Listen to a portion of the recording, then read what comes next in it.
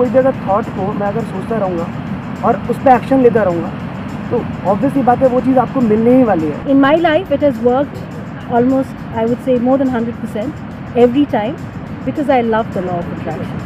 You will never ever attract what you want. You will always attract what you are. Until or unless you just keep on thinking in a room and stick pictures around like we've seen the videos, you're not going to get anything until you put in effort. मेरे लिए law of attraction और law of love कुछ नहीं है, हम success की तरफ जाते हैं, सक्सेस हमारे पास नहीं आती। For me, law of attraction has always worked. If I want something and if I'm passionate about it and then I take actions about that and I get it. मैं मानता हूँ कि आप जो काम कर रहे हो उसको एक फीलिंग के साथ करते जाओ, मिलना होगा वो मिल जाता है, 100% मिल जाता है, मुझे मिल रहा है, आप सबको ही मिलेगा। Law of attraction is nothing but science of materialization and everything we want is just happening just because of law of attraction. जहाँ तक लॉ ऑफ अट्रैक्शन का सवाल है, मैं इसे कोई नाम नहीं देता, जो भी मुझे चाहिए अगर मैं परसिस्टेंट एफर्ट्स उस चीज़ के लिए लगाता हूँ तो वो चीज़ मुझे ज़रूर मिलेगी।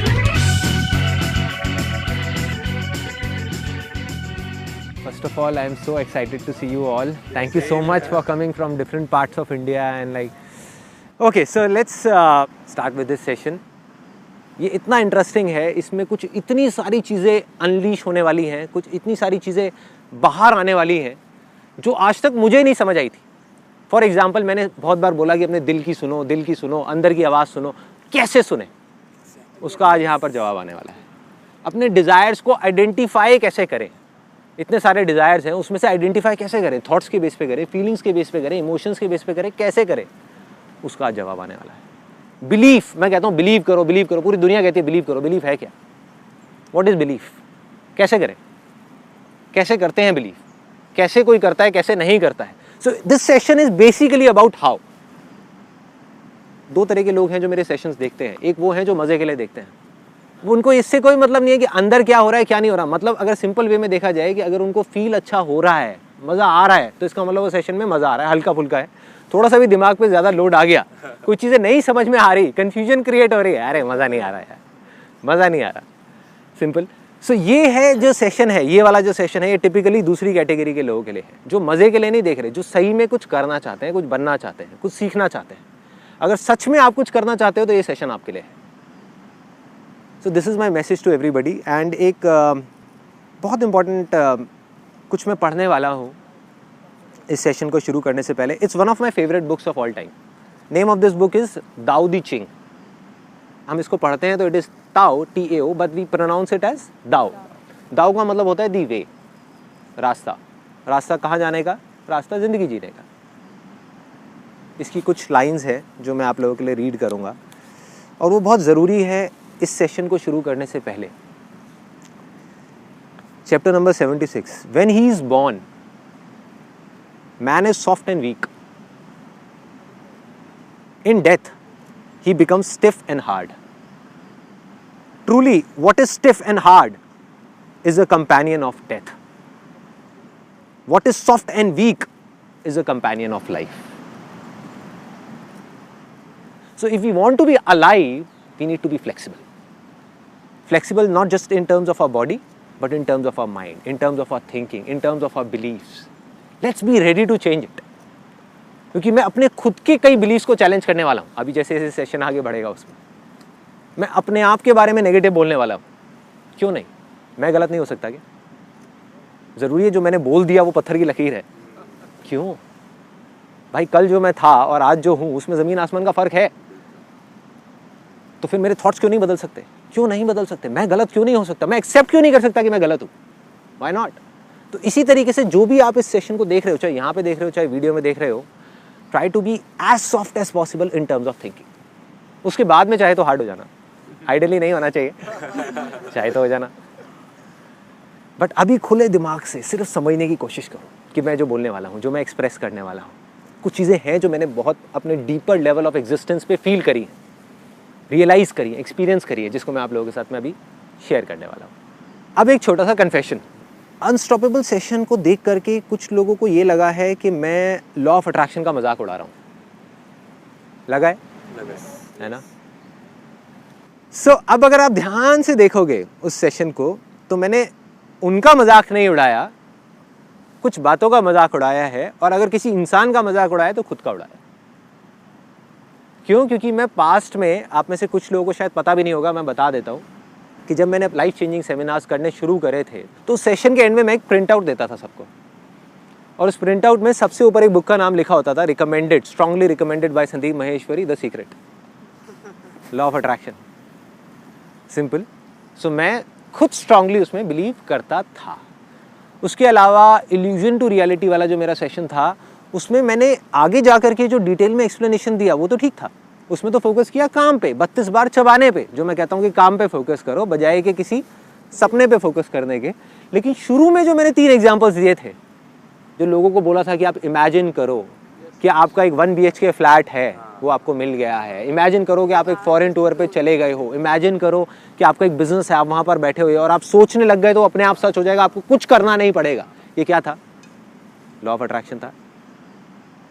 मतलब मैं खुद उसको मानता था, ऐसा नहीं है कि मैं नहीं मानता था। तो और ये बात कोई बहुत ज़्यादा पुरानी नहीं है, मे बी 5-6 महीने हुए होंगे इस बात को।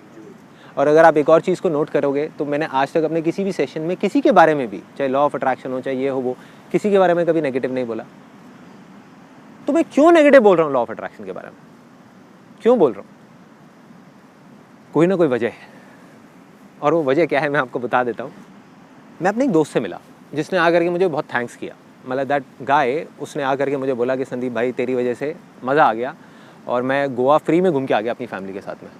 तो मुझे समझ नहीं आया, तो उसने फिर समझाया, कहता कि तूने मेरे को बताया था ना लॉ ऑफ अट्रैक्शन के बारे में, मैंने जा करके देखा, उसको समझा, और वहाँ पे मैं गया था गोवा में, जिस होटल में वो रुका हुआ था उसी होटल के अंदर एक कैसीनो है।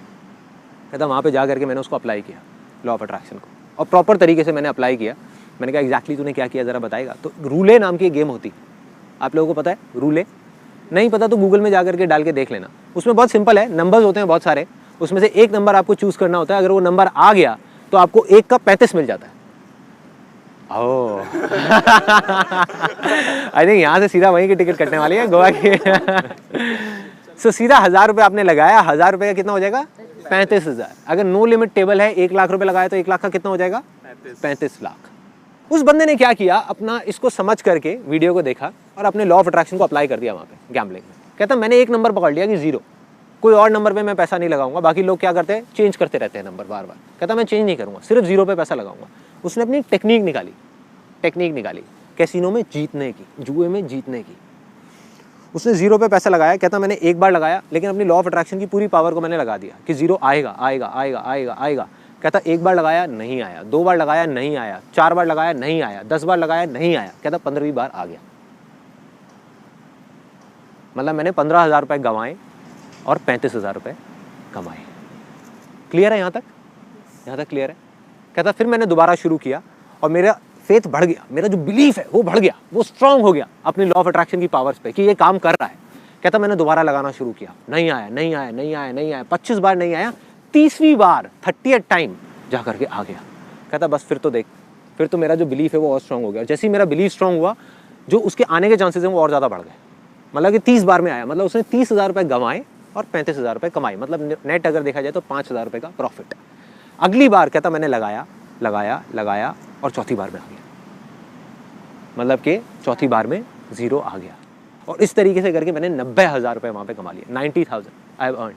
फिर मेरी वाइफ आई और वो मेरे को कसम दे करके वहाँ से ज़बरदस्ती ले गई कि बस कमा लिए, बहुत हो गए। अब ऐसा ना हो कि ये भी चले जाए, तो तुम चलो मेरे साथ में। And that guy was like कि संदीप अब अगली बार हम दोनों साथ में चलेंगे। हम दोनों साथ में चलेंगे और अब की बार तो मेरे को 90,000 रुपये रोक दिया, इस बार मैं कम से कम 10-15 लाख रुपए कमा करके लाऊंगा वहाँ से।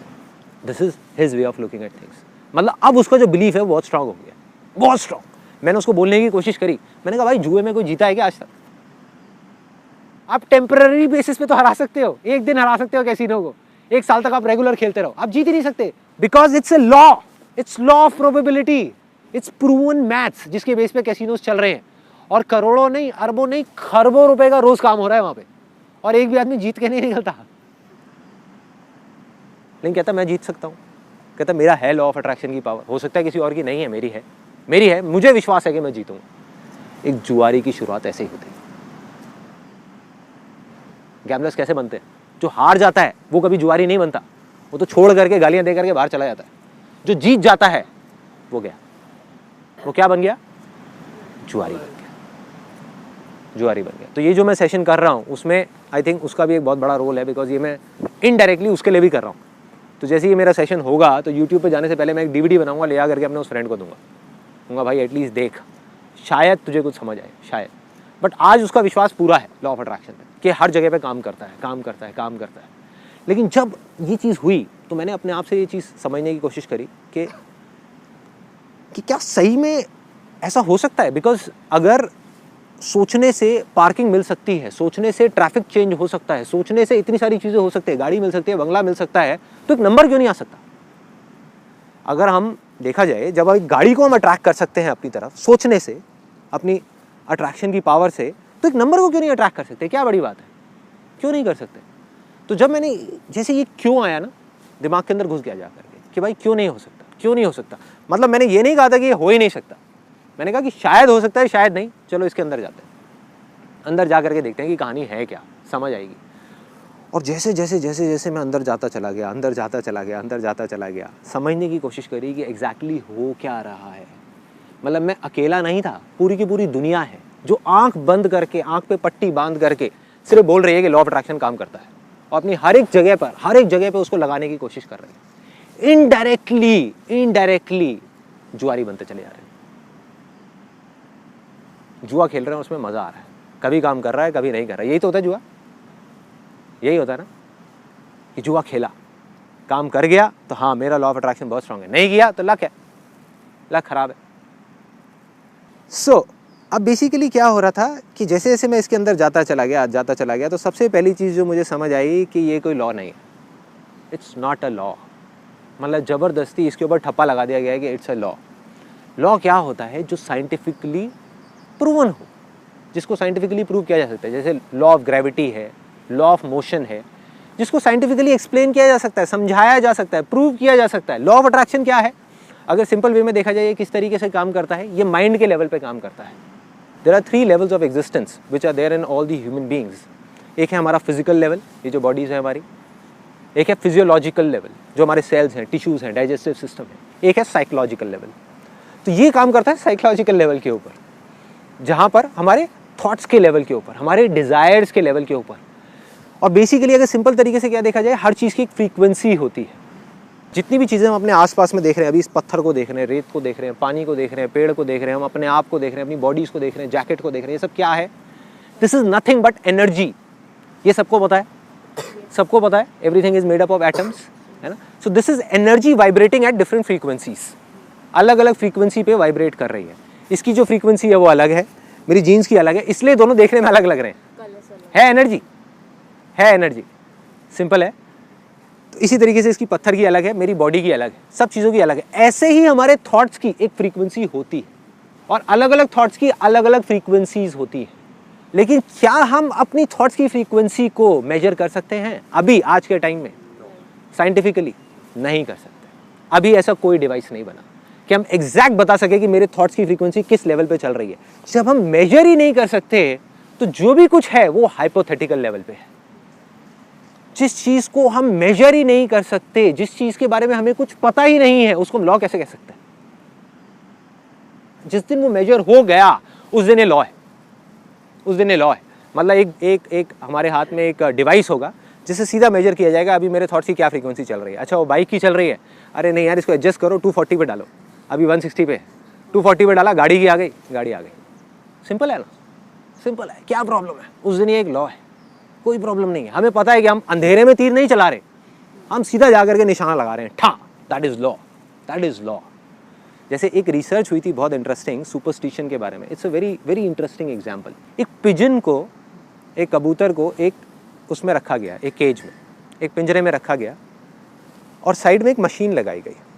उस मशीन में से क्या किया गया, दाने छोड़े गए एग्जैक्ट 3-3 मिनट के इंटरवल पे।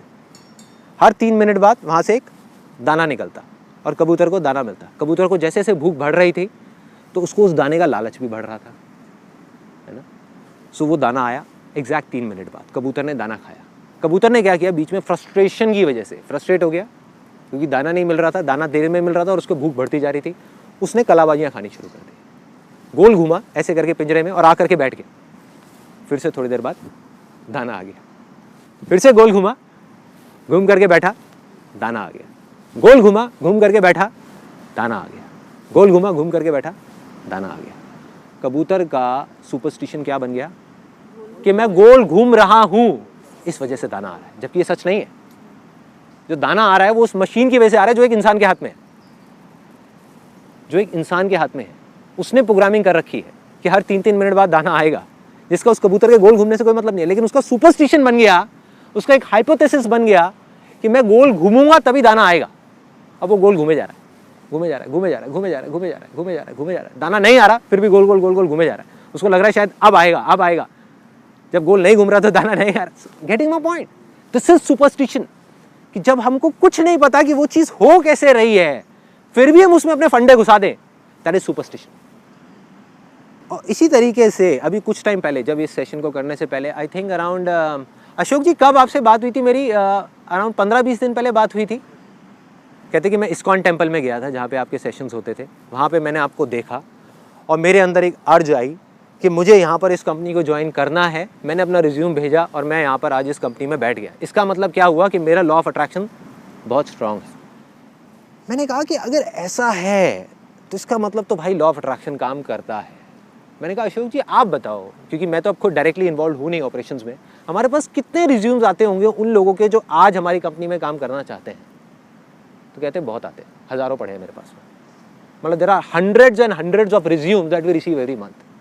मैंने कहा क्या उनका लॉ ऑफ अट्रैक्शन स्ट्रांग नहीं है? आपका स्ट्रांग था, उनका नहीं है? उन्हें जॉब क्यों नहीं मिल रही हमारी कंपनी में? वो भी तो करना चाहते हैं। क्या उनमें से कुछ लोग ऐसे हैं जो बेसिकली आपसे ज्यादा इस कंपनी के साथ में जुड़ना चाहते हैं, मेरे साथ में जुड़ना चाहते हैं? उन्होंने कहा हाँ है। मैंने कहा फिर ऐसा क्यों है कि वो यहां पर नहीं है और आप यहां पर हो? समझा दो। और मैंने कहा कि क्या आपने, आप कह तो रहे हो कि लॉ ऑफ अट्रैक्शन की वजह से हुआ, क्या आपने लॉ ऑफ अट्रैक्शन को प्रैक्टिस किया जिस वजह से आप इस कंपनी के अंदर हो, जिस तरीके से बताया गया था? 3 स्टेप्स होते हैं, आस्क, बिलीव एंड रिसीव। मैंने कहा आपने ask, have you asked for it? क्या आपने देखा मेरे सेशन को होते हुए, और क्या रोज रात को बैठ करके आपने मांगा कि मैं इस यहाँ पर इस कंपनी में चला जाऊँ, मैं चला जाऊँ, मैं चला जाऊँ, मैं चला जाऊँ? क्या ऐसा कुछ आपने किया? कहते नहीं किया। मैंने कहा फिर आपने क्या किया? कहते मैंने अपना रिज्यूम मेल कर दिया यहाँ पर।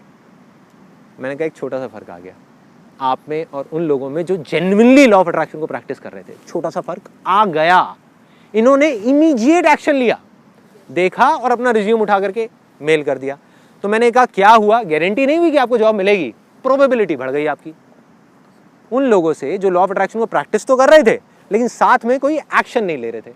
बहुत लोग आए, हजारों लोग आए जिन्होंने देखा सेशन को होते हुए, मेरे सेशंस को, उनके मन में आया कि हमको भी जुड़ना है यहाँ पर कंपनी में, किसी तरीके से जुड़ना है, कुछ करना है, कुछ करना है। उन्होंने क्या किया? सोचते रहे, है ना, कोई एक्शन नहीं लिया। आपने एक्शन लिया, मतलब आपकी प्रोबेबिलिटी बढ़ गई। दूसरी तरफ एक्शन भी बहुत सारे लोगों ने लिया। एक्शन भी ऐसा नहीं अकेले आपने लिया, एक्शन भी बहुत सारे लोगों ने लिया। हजारों रिज्यूम्स आए, उसमें से भी आप यहाँ पर हो, बाकी लोग नहीं है। क्यों? जॉब होनी तो चाहिए ना भाई, कहाँ से मिलेगी? सीधा सा फंडा है ना। There are some things which are beyond our control, जो हमारी समझ से बाहर है। ये जो पूरा का पूरा फंडा है, ये मेरी भी समझ से बाहर है कि ऐसा क्यों हो रहा है। किसी को आ रहा है समझ में? आ रहा है। अब हमारा माइंड क्या करेगा? हमारे माइंड को जैसी कोई चीज़ नहीं समझ आएगी ना, you will start off with finding reasons. For example, if you are sitting here, तो अभी माइंड किस तरीके से काम कर रहा होगा? यू वुड से कि देखो मेरा लॉ ऑफ अट्रैक्शन कितना स्ट्रांग है, मैंने सोचा था कि मैं यहाँ पर बैठा हूँगा, मैं बैठी होंगी, और देखो मैं बैठा हूँ।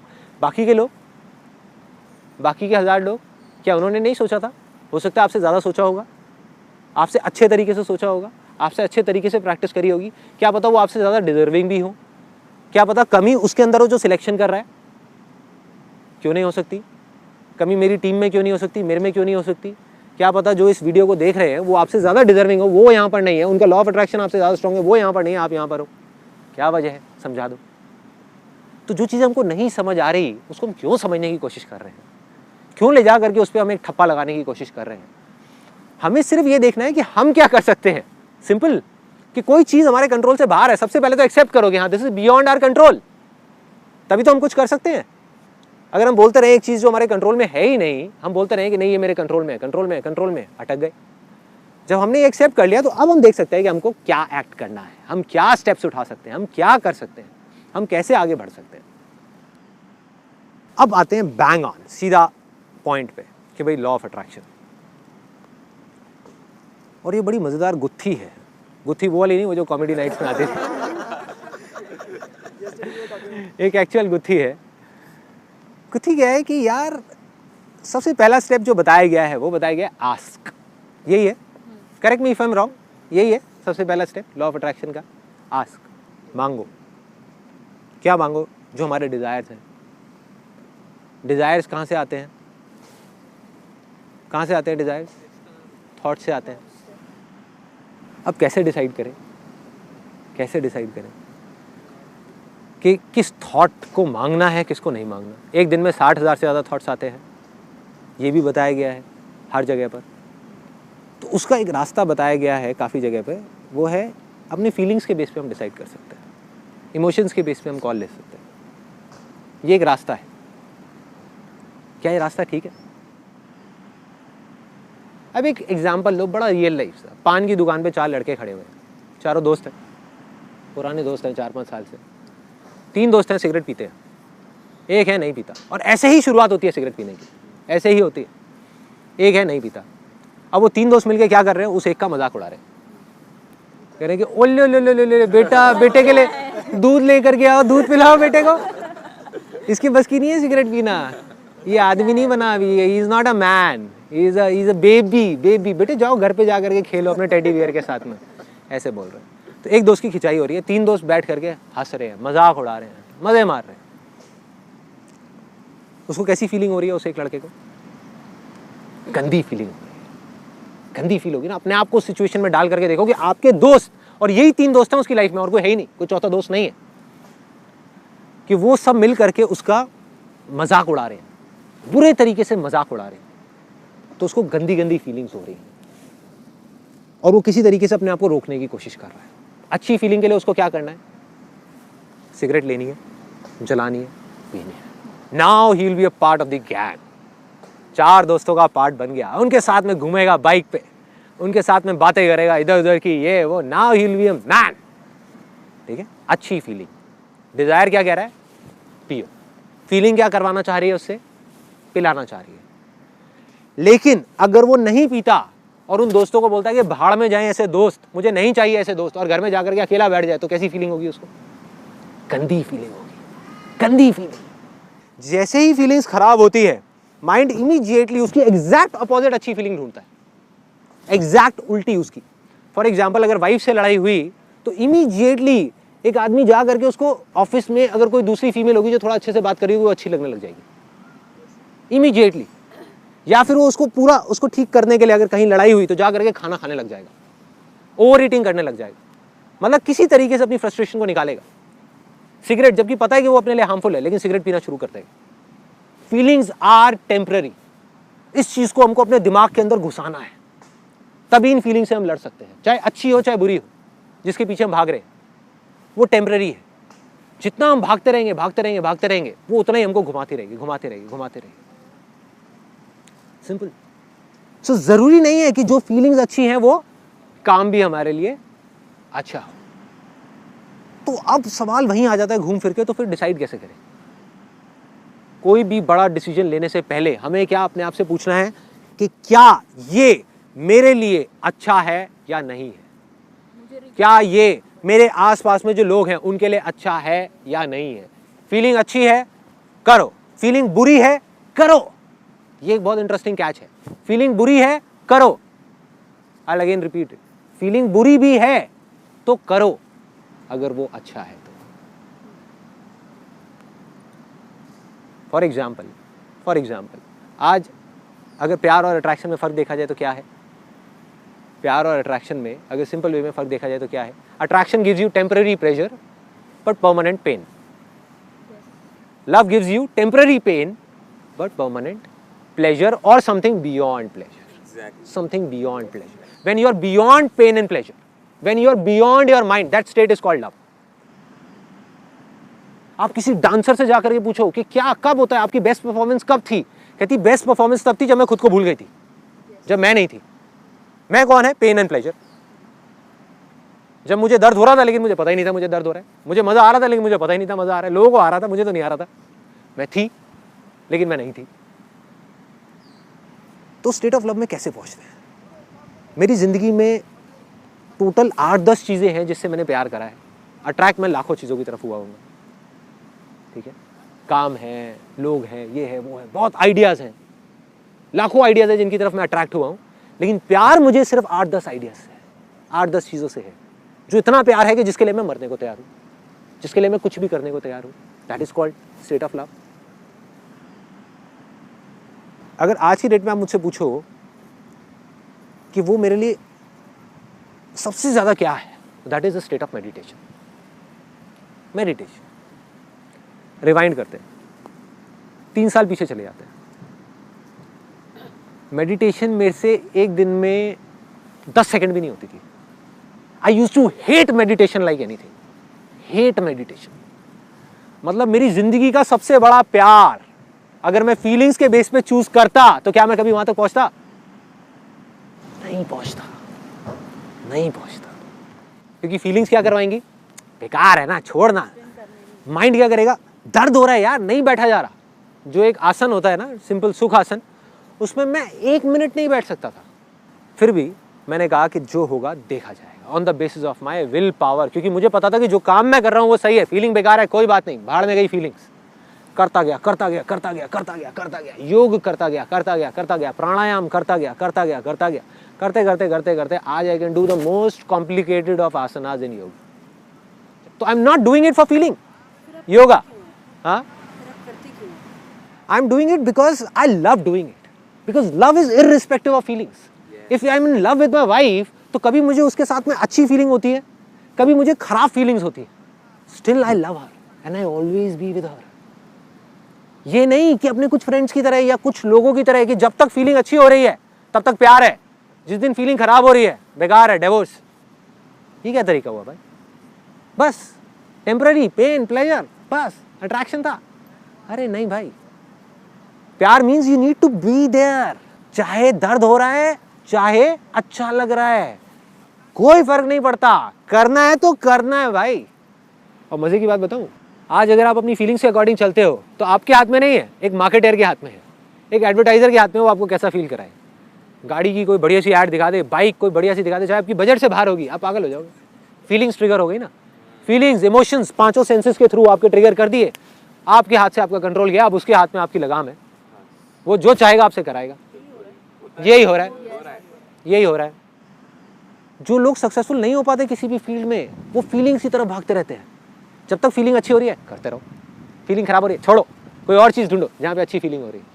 जैसे आपने कहा सक्सेसफुल और अनसक्सेसफुल में एक ही डिफरेंस है, अनसक्सेसफुल वाला फीलिंग के साथ चेंज हो जाता है। जैसे कि अगर मैंने कहा मुझे टॉप करना है पर यार मुझे नींद आ रही है ना, अभी चलो सो जाओ, मजे करो, कंफर्ट जोन बेटर है। और दूसरा बोलेगा कि यार मेरे को फीलिंग आए नहीं है, मेरे को पढ़ना है, करना ही है। Bang on, bang on. You know what, जो अनसक्सेसफुल लोग होते हैं ना, वो एक दिन में अपने आप से 10 कमिटमेंट करते हैं और जिंदगी में एक भी पूरा नहीं करते, उसके एंड तक नहीं जाते।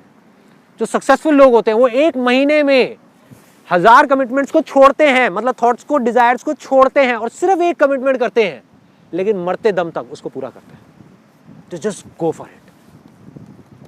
ये फर्क है। फिर चाहे दर्द हो रहा है, चाहे मजा आ रहा है, चाहे सक्सेस मिल रहा है, चाहे फेलियर है, चाहे फेलियर है, लगे रहो, लगे रहो, चलते रहो, छोड़ना नहीं है। जो सही लग रहा है वो करते रहो, करते रहो।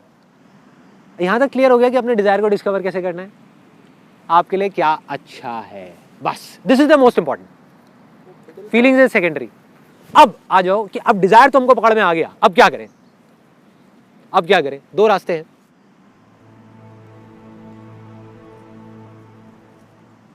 एक तो है कि मांगो, ये अपने दिमाग में बिठाओ कि ये चीज़ चाहिए, ये चीज़ चाहिए, ये चीज़ चाहिए। लेकिन क्या मांगने से मिलता है? जैसे लोग भगवान से मांगते हैं ना, भगवान क्या है? CEO है। मान लो एक एग्जांपल है, भगवान CEO है, ये पूरी की पूरी एक कंपनी है, ये दुनिया में जितने भी लोग हैं हम सब उस भगवान के एम्प्लॉयज़ हैं।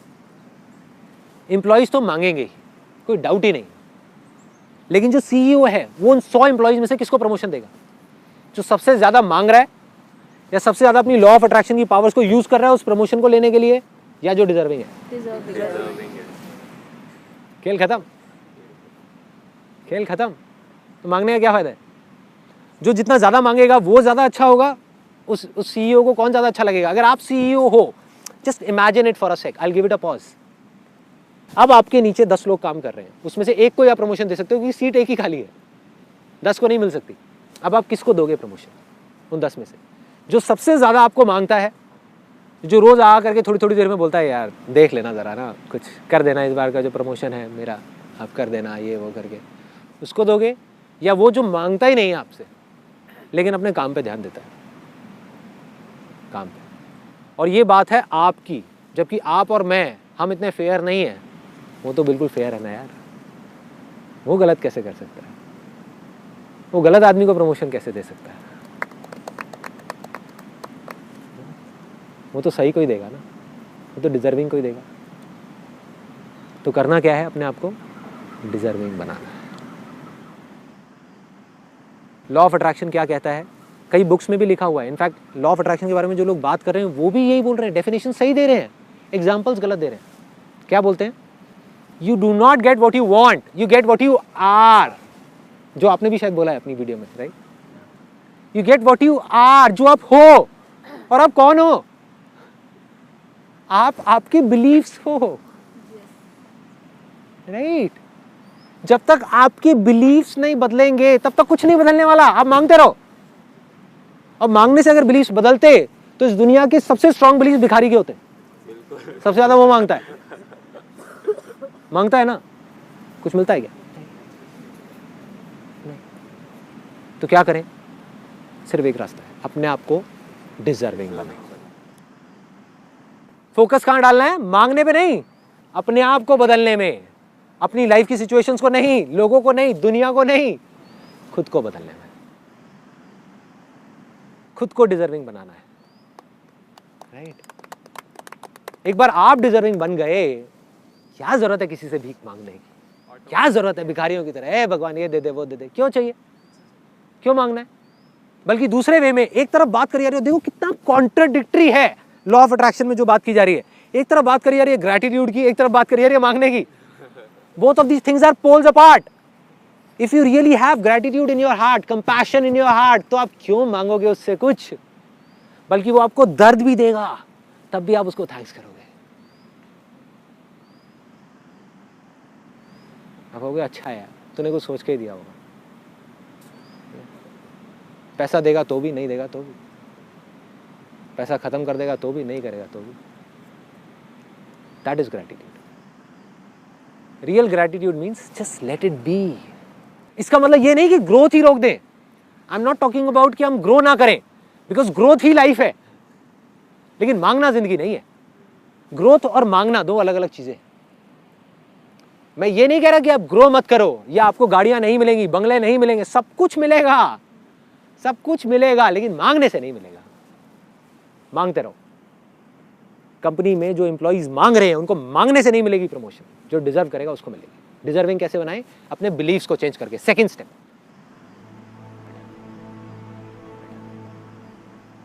क्या है ये बिलीफ? क्या इच्छा शक्ति ही बिलीफ है, विल पावर ही बिलीफ है, या बिलीफ कुछ और है? Getting my point? क्या ये दोनों सेम है या अलग अलग चीजें हैं? एक विल पावर है एक इंसान की कि मुझे ये काम को करना है और मैं किसी भी हालत में करके रहूंगा, क्या यही बिलीफ है या बिलीफ कुछ और है? फॉर एग्जाम्पल, आपके अंदर डिजायर है, बहुत जबरदस्त डिजायर है कि मुझे ना ऑपरेशन करना है एक पेशेंट का जा करके अभी किसी हॉस्पिटल में। दूसरी तरफ एक डॉक्टर है जो अभी अभी अपना MBBS करके निकला है, उसका भी एक डिजायर है कि मुझे ऑपरेशन करना है। तीसरी तरफ एक सर्जन है जिसको 15 साल का एक्सपीरियंस है, उसके अंदर कोई डिजायर नहीं है। तीनों जा करके ऑपरेशन करते हैं, किसका ऑपरेशन सक्सेसफुल होने के चांसेस ज्यादा है? सर्जन का। यही बिलीफ। बिलीफ इज नथिंग, इतना हुआ है बिलीफ। बिलीफ क्या है? Belief is knowledge and experience, बस, और कुछ नहीं है बिलीफ। लोग कहते हैं ना विश्वास करो विश्वास करो विश्वास करो। किस पे विश्वास करें भाई? भगवान पे विश्वास करें? एक्सपीरियंस किया कभी भगवान को? तो कैसे विश्वास करें? एक्सपीरियंस कर लिया तो नहीं भी कहोगे तो विश्वास हो जाएगा। आई बिलीव इन देम, ठीक है, ये डिफरेंस है। जिस भी चीज की आपको नॉलेज होती चली जाती है, तो जितनी होती चली जाती है, जितना एक्सपीरियंस होता चला जाता है, आपका बिलीफ उतना ही स्ट्रांग होता चला जाता है। आज यहाँ पर for example Vikas is there, like say who is the creative head in our company, जिसको इतने सालों का एक्सपीरियंस है, हजारों शूट्स कर चुका है अच्छे से अच्छे लेवल के, वो फोटोग्राफी करे, और एक ऐसा लड़का जिसकी अभी आप बात कर रहे थे कि वो पढ़ाई छोड़ करके और कैमरा ले करके बोलता है कि मैं इससे अच्छी फोटोग्राफी कर दूंगा फोटो को देख करके, इसमें क्या बड़ी बात है? कह तो देगा, लेकिन जब करने की बारी आएगी ना, यहाँ पे 2 दिन में वो बाहर है हमारी कंपनी से। You will not get what he want, you will get what he is। वो कौन है? वो कौन है? उसका बिलीफ। उसका बिलीफ क्या है कि वो एक फोटोग्राफर है ही नहीं, वो फोटोग्राफर बनना चाहता है। बट अगर वो सच में फोटोग्राफर बनना चाहता है तो उसको अपना बिलीफ स्ट्रांग करना होगा। बिलीफ कैसे स्ट्रांग होगा? नॉलेज एंड एक्सपीरियंस से। कोर्स करना पड़ेगा, समझना पड़ेगा। उससे भी नहीं होगा, थियोरेटिकल नॉलेज भी गेन कर ली। जैसे उस डॉक्टर के पास थियोरेटिकल नॉलेज तो थी, लेकिन सर्जन के पास एक्सपीरियंस था। Experience is bigger than knowledge. Finally उसको एक्सपीरियंस गेन करना पड़ेगा। जितना एक्सपीरियंस उसका बढ़ता चला जाएगा, उतना ही उसका बिलीफ बढ़ता चला जाएगा। तो बिलीफ को स्ट्रांग करने का क्या तरीका है? कर्म किए जा भाई। जो गीता में लिखा है हमको समझ नहीं आ रहा, लोग उसका मतलब ये निकाल रहे हैं कि इसका मतलब फल नहीं मिलेगा। ये नहीं है, ये फल मिलने का ही एक रास्ता है। The more you learn, the more stronger will be your belief. जितना स्ट्रॉन्ग आपका बिलीफ होगा, उतने स्ट्रॉन्ग आप होगे। उतने स्ट्रॉन्ग आपका माइंड होगा, उतनी स्ट्रॉन्ग आपकी बॉडी होगी। जितने स्ट्रॉन्ग आप बनते चले जाओगे, उतनी ही बड़ी सक्सेस होगी। सिंपल है, ये सब कनेक्टेड है, सब कनेक्टेड। लपेटते चलो, अपना फोकस रखो ज्ञान पे, नॉलेज पे, एक्सपीरियंस पे, खुद के कैरेक्टर को स्ट्रॉन्ग करने में।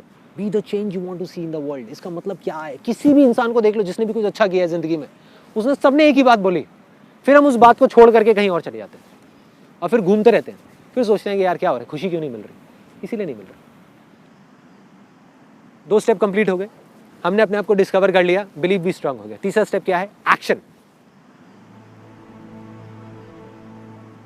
ऐसे बहुत सारे लोग हैं जिनका बिलीफ भी स्ट्रांग है, डिजायर है कि मेरे को कुछ बड़ा करना है, फिर भी करते नहीं है। फॉर एग्जाम्पल, एक सर्जन है, उसका बिलीफ है, 15 साल का एक्सपीरियंस है उसके पास में, नॉलेज भी है, ठीक है, उसके अंदर डिजायर है कि मुझे गांव में जा करके एक बड़ा अपना हॉस्पिटल सेटअप करना है, वो नहीं कर रहा, एक्शन नहीं ले रहा। और जब तक वो नहीं करेगा तब तक उसकी लाइफ इनकम्प्लीट है। It's his ultimate calling, is the reason for his existence, फिर भी वो एक्शन नहीं ले रहा। क्यों नहीं ले रहा एक्शन? एनर्जी नहीं है उसके पास उस एक्शन को लेने के लिए। एनर्जी चाहिए एक्शन लेने के लिए। एनर्जी कहाँ से आती है? एनर्जी हमारी फीलिंग्स और इमोशंस से आती है। देखो, फीलिंग्स और इमोशंस तो रहेंगे, मैंने ये कहा उसके बेस पे आप डिसाइड मत करो अपने डिजायर को, लेकिन मैंने ये नहीं कहा कि फीलिंग्स और इमोशंस गायब हो जाएंगे आपके अंदर से। हम क्या कर सकते हैं? फीलिंग्स और इमोशंस को कंट्रोल भी नहीं कर सकते, उसको डायरेक्शन दे सकते हैं। जैसे ही हम अपने बिलीव्स को बदल देते हैं, हम अपने पर्पस को बदल देते हैं, काम को करने के मकसद को बदल देते हैं, the way of looking at thing changes. जैसे ही हमारे बिलीव्स बदलते हैं, पर्पस बदलता है, हमारी परसेप्शंस चेंज हो जाती है। परसेप्शंस क्या है? जैसे हम चीज़ों को देख रहे हैं, जैसे हम चीज़ों को देखने का नज़रिया बदल देते हैं, फीलिंग्स चेंज हो जाती है। तो अब क्या करना है यहाँ पर? लास्ट स्टेप में एक्शन लेने से पहले अपने आप से पूछना है कि क्यों करना है। जैसे ही नेगेटिव इमोशन दिखे, छोड़ो, हटाओ। या तो उस काम को हटाओ या उस पर्पस को हटाओ, या तो काम चेंज या purpose change. It has to be a purpose which gives positive emotions, positive feelings. ठीक है? तो by default, once you become and once you start doing it, then there will be a stage जहाँ पर आप खुद वो purpose बन जाओगे। अब आपको पर्पस नहीं चाहिए, शुरू में आपको पकड़ के रखना पड़ेगा। धीरे धीरे धीरे धीरे वो पर्पस धीरे धीरे आपके बिलीफ सिस्टम में इंटीग्रेट हो जाएगा। वो पर्पस, वो वजह, वो आपके बिलीफ सिस्टम में चला जाएगा, आपके अंदर तक चला जाएगा। और जब वो चला गया तो ऑटोमेटिकली वहां से फीलिंग जनरेट हो रही होंगी जो पॉजिटिव ही होंगी, क्योंकि पर्पस पॉजिटिव है। उसमें गलत कैसे हो सकता है? फॉर एग्जाम्पल, मदर टेरेसा है, अगर उसका पर्पस पॉजिटिव है, कंपैशन है, तो कंपैशन ही आएगा ना बाहर। एंगर कैसे आ सकता है? नहीं आ सकता। गांधी जी का पर्पस क्लियर है, non violence, this is what he stand for.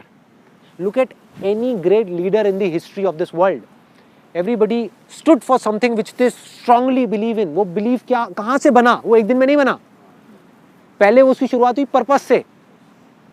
वो पर्पस ही उनका गोल बन गया, वो ही बिलीव बन गया, वही जिंदगी बन गई, वही वो खुद बन गए, और ऐसे ही वो दुनिया बदल गई। Gandhi ji and non violence is inseparable. आप इन दोनों को अलग नहीं कर सकते। जहाँ नॉन वायलेंस की बात आएगी गांधी जी का नाम आएगा, गांधी जी की बात आएगी नॉन वायलेंस की बात आएगी। इसी तरीके से आपको जो अच्छा लगे पर्पस, आप उसको चूज कर लो, उसको पकड़ करके रखो रखो रखो रखो, धीरे धीरे धीरे धीरे वो बिलीव बनता चला जाएगा। और जितना स्ट्रॉन्ग बिलीफ उतने ही तगड़े एक्शंस, उतने ही बड़े लेवल पे, उतनी ही एनर्जी के साथ। If your purpose becomes your belief, then your body and mind will follow.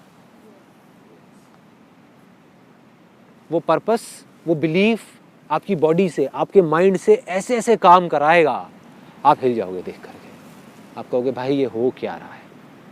और अगर वो पर्पस नेगेटिव हुआ तब भी वो आपसे ऐसे ऐसे काम कराएगा कि और लोग भी और आप खुद भी देख करके हिल जाओगे कि ये कर क्या रहा है, ये कर क्या रहा है।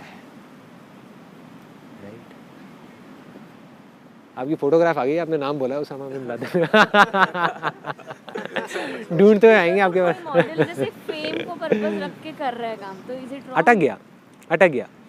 Fame is temporary, fame is temporary, because fame आज है कल नहीं है। और देखो कोई भी टेम्पररी पर्पस आप पकड़ते हो, फेम के साथ में क्या आएगा, ग्रीड आएगा। मतलब मुझे फेम मिल जाए। फेम क्या है, मतलब किसी और से मेरा ज्यादा नाम है, उसी को फेम बोलते हैं ना। तो अगर किसी और का आपसे ज्यादा फेम आ गया तो क्या आएगा, जेलसी आ जाएगी। जिसका कम होगा आपसे नाम, उसका क्या आएगा, कितना बेकार आदमी है, ये तो कुछ नहीं, 2 कौड़ी का है मेरे सामने। ऐसे ही होता है। जिसके पास में पैसा ज्यादा होता है वो अपने से नीचे वालों को बेवकूफ समझते हैं, ऊपर वाले के आगे ऐसे ऐसे करके घूमते हैं। क्यों कर रहे हैं? We are what we believe in. और हम अगर फीलिंग्स के थ्रू उसको चेंज करने की कोशिश कर रहे हैं तो फीलिंग्स कुछ नहीं है हमारे, it is manifestation of our existing believes. जो हमारे एग्जिस्टिंग बिलीव्स हैं उसी के अकॉर्डिंग फीलिंग्स हो रही हैं।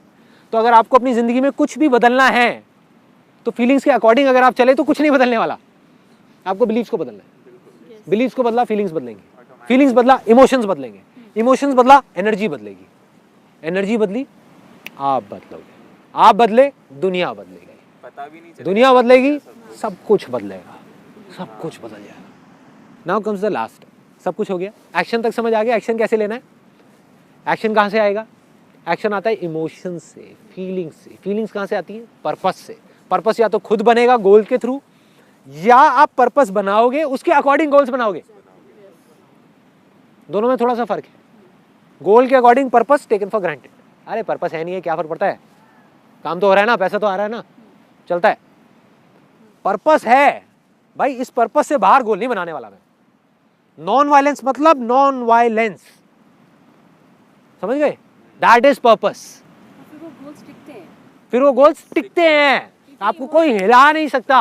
अनस्टॉपेबल में याद है मैंने बोला था, मैं किसी में दम नहीं होगा कि आपको हिला भी सके। So last but not the least, action भी ले लिया। क्या आप गारंटी है कि आपको जो चाहिए वो मिल जाएगा? नहीं है, एब्सोल्युटली नहीं है। तो क्या करें? रिसीव का तो सवाल ही नहीं उठता ना। Ask, believe and receive. Receive, जहां भी रिसीव आपके दिमाग में आ गया, घुस गया, ग्रीड आ गई, इसका मतलब मिलने की पॉसिबिलिटी है। क्या मिलेगा? हो सकता है जितना आप चाह रहे हो उससे बहुत ज्यादा मिल जाए, हो सकता है ना मिले। How does it make a difference? You are doing it for the love of doing it. Getting my point? कम मिले ज्यादा मिले वो एक सेपरेट इशू है। तो आइडियल सिचुएशन क्या है वो भी मैं आपको बता देता हूँ, और सेकंड बेस्ट क्या है, थर्ड बेस्ट क्या है, तीनों ऑप्शंस बता देता हूँ। आइडियल सिचुएशन ये है कि आप किसी भी आउटकम के बारे में सोचो ही नहीं। That is the ideal situation. मतलब एक्शन लेना नहीं छोड़ रहे आप, अपनी तरफ से एक्शन लेते चले जा रहे हो, कर्म करते चले जा रहे हो, फल को छोड़ रहे हो। This is called the state of love. No outcome required, nothing at all. क्या होगा पता नहीं, पता नहीं। This is the best state to be in if you want to be in a state of flow, ideal situation. Second best situation, outcome को पकड़ो लेकिन focus वहां मत करो, कर्मों पे करो। गोल सेट करो, अपने बोर्ड बनाओ, जितने भी विजन बोर्ड हैं, ये है वो है, सारा कुछ गोल सेटिंग करो। फोकस वहां मत करो, फोकस काम पे करो। That is the second best situation. Not as good as the first one, ठीक है, जहाँ पर किसी विजन बोर्ड की कोई ज़रूरत नहीं है, पर्पस की ज़रूरत है, पर्पस के अकॉर्डिंग गोल्स बन रहे हैं, जिसके लिए कोई विजन बोर्ड नहीं है, ठीक है। तीसरी सिचुएशन कि आप काम गया तेल लेना, काम को छोड़ दो और सिर्फ उधर ध्यान दो, मुझे ये चाहिए, मुझे वो चाहिए, अरे मुझे ये नहीं मिला, मुझे वो नहीं मिला, मुझे इस इंसान से ये चाहिए, हर एक से कोई ना कोई मतलब, इंसान से मतलब, सिचुएशन से मतलब, काम से मतलब नहीं है तो हटाओ, साइड करो, जब तक मतलब निकल रहा है उसके साथ में रहो, नहीं है तो छोड़ो, अपना मतलब निकालो और आगे बढ़ो। यही हो रहा है दुनिया में, यही हो रहा है। क्यों हो रहा है? उसकी जड़ क्या है? कहाँ से आ रही है ये सब चीज़ें? यहीं से आ रही है। जो आदमी कंपटीशन के लिए लड़ेगा या कंपटीशन के लिए काम करेगा या किसी चीज़ को हासिल करने के लिए काम करेगा, उसके अंदर जेलेसी आने के, ग्रीड, ठीक है, लालच आने के, नफरत आने के, ये सब चीज़ें, ईगो बढ़ने के चांसेस क्या है। और ईगो सिर्फ ये नहीं होती कि मेरे पास में ये है या मैं ये कर सकता हूँ, मैं ये नहीं कर सकता, ये भी ईगो है। मैं तेरे से कम हूँ, ये भी ईगो है, ये भी ईगो ही बोल रही है तेरी, तू नहीं बोल रहा। ना मैं किसी से कम हूँ, ना मैं किसी से ज़्यादा हूँ, मैं हूँ। That is a state of being. So at the end all I can say is कि ये बातें हो सकता है, अब जो मैं लाइन आपको बोलने वाला हूँ, हो सकता है समझ आए, हो सकता है ना आए, उसको सिर्फ सुन लेना और हो सके तो अंदर तक जाने देना। नहीं समझ आता कोई बात नहीं,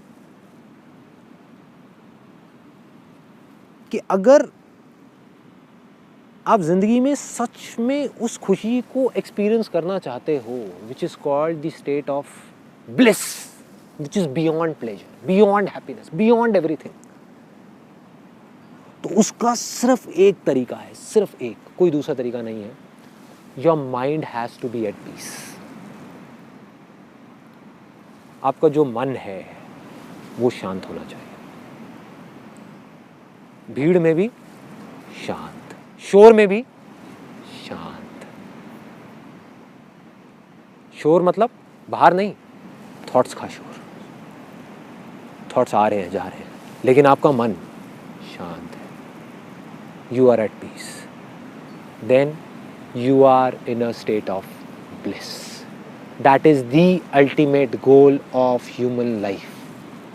और कुछ नहीं, इसके अलावा और कुछ नहीं। जितना आप मटेरियलिस्टिक चीज़ों की तरफ भागते जाओगे, उतना ही माइंड और डिस्टर्ब होता चला जाएगा।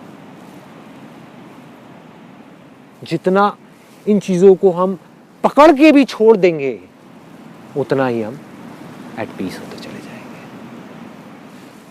सब कुछ आने दो, एक्सेप्ट ग्रेसफुली। लास्ट स्टेप जिसकी मैं बात कर रहा हूं, 3 स्टेप कौन से थे? Desire, belief and action, then comes the last step which is accept. चाहे सक्सेस हो या फेलियर हो, एक्सेप्ट करो। खुशी हो या दुख हो, एक्सेप्ट करो। फीलिंग अच्छी हो या बुरी हो, एक्सेप्ट करो। आगे बढ़ते रहो और उसे छोड़ते जाओ, और उसे छोड़ते जाओ। चाहे सक्सेस मिले या फेलियर मिले, उसे छोड़ते जाओ।